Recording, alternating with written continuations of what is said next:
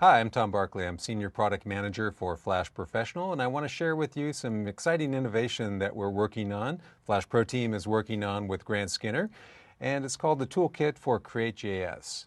And it allows Flash Professional users to be able to design their assets and create their animations in Flash Professional, but to be able to export those to HTML5, enabling them to translate and transition their skills over to HTML5. Let me show you how this works. So we've got an animation here in Flash Professional. This animation comes courtesy of Chris Georginas, and it's Bilbo the elephant. You can see Bilbo has some nice tweens. He's got a bunch of graphic symbols and movie clips. And we want to be able to export him to the Create.js framework, which is an open source framework that consists of a set of libraries that provide for drawing and animation, as well as working with sound capabilities, all rendered on top of the canvas element in the browser.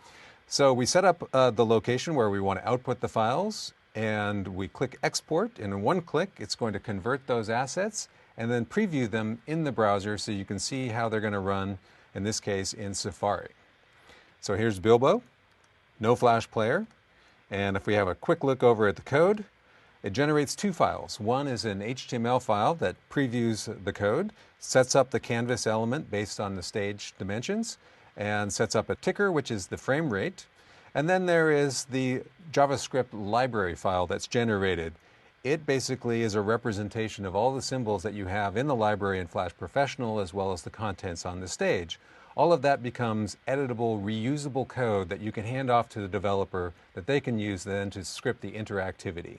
Now that same animation that you saw running in the browser on the desktop will work beautifully on mobile devices, including the iPad here, running on Safari Mobile and on iOS 5.